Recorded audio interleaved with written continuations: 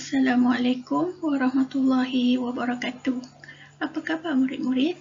Cikgu harap semua murid berada dalam keadaan sihat walafiat hendaknya. Baiklah, hari ini cikgu akan meneruskan lagi pengajaran Bahasa Melayu tahun 5 dengan tema Kemasyarakatan, Unit 1 Masyarakat Penyayang, tajuk Bank Rezeki Bergerak, Kemahiran Membaca. Murid-murid boleh rujuk buku teks Bahasa Melayu Sekolah Kebangsaan tahun 5, muka surat 3. Standard kandungan 2.1 Asas membaca dan memahami. Standard pembelajaran 2.1.1 Membaca dan memahami maklumat tersurat dan tersirat untuk memberikan respons. Objektif pembelajaran kita pada hari ini ialah di akhir pengajaran dan pembelajaran, murid dapat menyatakan maklumat tersurat dan tersirat daripada bahan yang dibaca serta memberi respons dalam pelbagai bentuk. Baiklah murid-murid, mari kita bersama-sama membaca petikan teks Bank Rezeki Bergerak. Rakan Taman Seri Damai telah melancarkan program Bank Rezeki Bergerak di pekarangan Dewan Utama Taman Seri Damai. Program Bank Rezeki Bergerak bertujuan untuk mengurangkan pembaziran bahan makanan dalam kalangan penduduk, pengusaha kedai runcit dan pasar raya. Di samping itu, program ini dapat meringankan bebanan golongan miskin, orang kurang upaya, penghuni rumah anak yatim dan penghuni rumah orang tua. Program Bank Rezeki Bergerak mendapat sokongan seluruh penduduk Taman Seri Damai. Mereka turut memberikan sumbangan tenaga. Mereka juga aktif mengumpulkan dan mengkategorikan barangan keperluan harian untuk disalurkan kepada Bank Rezeki Bergerak. Makanan yang boleh disumbangkan ke dalam Bank Rezeki Bergerak ialah makanan kering dan makanan basah. Makanan itu termasuklah beras, biskut, telur, buah-buahan dan sayur-sayuran. Inisiatif murni ini juga mendapat kerjasama daripada agensi kerajaan iaitu Jabatan Kebajikan Masyarakat. Agensi swasta turut menyumbang. Program ini dapat dilaksanakan dengan jayanya kerana kesepakatan yang kukuh oleh semua pihak. Baik murid-murid, kita telah membaca petikan teks Bank Rezeki Bergerak. Cikgu harap kamu dapat memahami tentang isi kandungan petikan teks tersebut. Baiklah murid-murid, selepas kita membaca petikan teks tadi, murid-murid dikehendaki untuk memahami maklumat tersurat untuk memberikan respon. Murid-murid faham tak apa dia maklumat tersurat?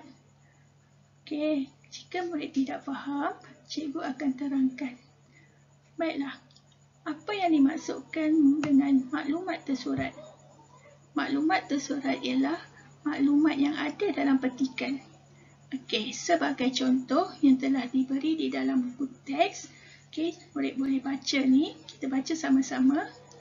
Program ini dapat meringankan bebanan golongan miskin, orang kurang upaya, penghuni rumah, anak yatim dan penghuni rumah orang tua. Okey, ini merupakan ayat yang terdapat dalam petikan teks tadi. Okey, jadi sekarang murid-murid dikehendaki memberi respon terhadap maklumat tersurat yang diberi.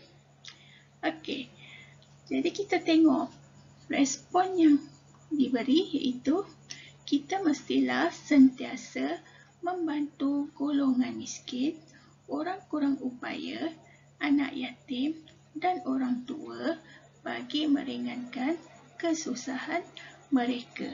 Okey, jadi dekat sini bermaksud apa tujuan program Bank Bergerak ini diadakan, ya. Bank Rezeki Bergerak ini diadakan. Jadi untuk meringankan beban, ya. Jadi ini dia punya respon lah. Okey. Maklumat tersurat seterusnya ialah mengkategorikan barangan keperluan harian untuk disalurkan kepada Bank Rezeki Bergerak. Okey, mana cikgu dapat maklumat tersurat ni? Okey, cikgu dapat daripada petikan teks perenggan ketiga, ya. Okey, yang diwarnakan dengan warna merah. Okey, ayat yang diwarnakan dengan warna merah. Ini merupakan maklumat tersurat. Okey, sekarang mari kita lihat respon bagi maklumat tersurat. Okey, bila kita sebut respon, iaitu kita boleh katakan dia sebagai maklumat tersirat, ya. Apa yang kita boleh dapat daripada maklumat tersurat tadi. Yang ini kita kena fikirkan. Okey, jadi mari kita lihat apa responnya. Ya, respon agar dapat memudahkan pengagihan barang yang disumbangkan kepada golongan yang memerlukan. Okey, maksudnya di sini maklumat tersurat mengkategorikan untuk apa kita nak kategorikan barangan tu. Okey, kenapa kita nak kategorikan makanan kering, makanan basah?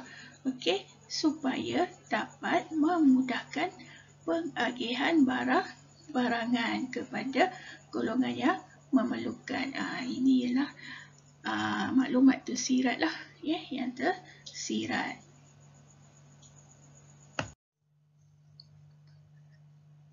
Maklumat tersurat yang ketiga ialah program ini dapat dilaksanakan dengan jayanya kerana kesepakatan yang kukuh oleh semua pihak.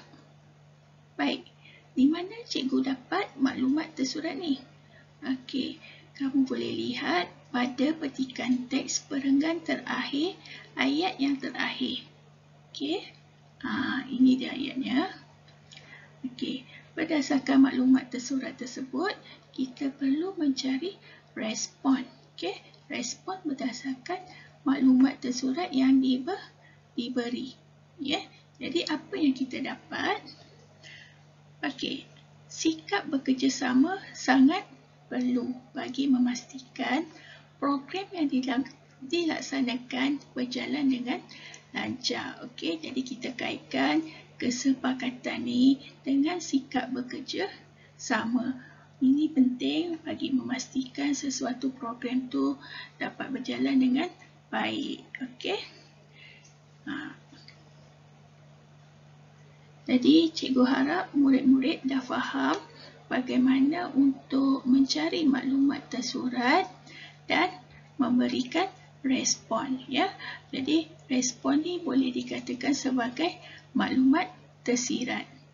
Okey.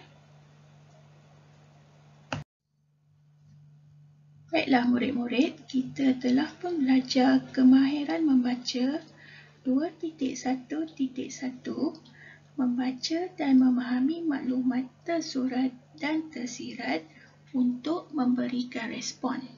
Seterusnya, cikgu memberikan kamu latihan ini dengan melengkapkan borang pengurusan grafik di bawah dalam buku tulis pemahaman. Okey, sekejap lagi cikgu tunjukkan macam mana borang pengurusan grafik, ya. Okey, hantar tugasan yang kamu telah siapkan di dalam borang Google Form yang cikgu sediakan. Okey, inilah borang pengurusan grafik iaitu dalam bentuk jadual. Okey, murid boleh menyalin jadual ini dan kemudian melengkapkan respon bagi kedua-dua maklumat tersurat. Okey, kamu boleh tuliskan dalam buku pemahaman. Tamatlah sudah sesi pengajaran dan pembelajaran kita pada hari ini. Cikgu harap semua murid telah faham dan dapat menyiapkan tugasan yang diberi. Cikgu ucapkan semoga berjaya. Terima kasih. Bye.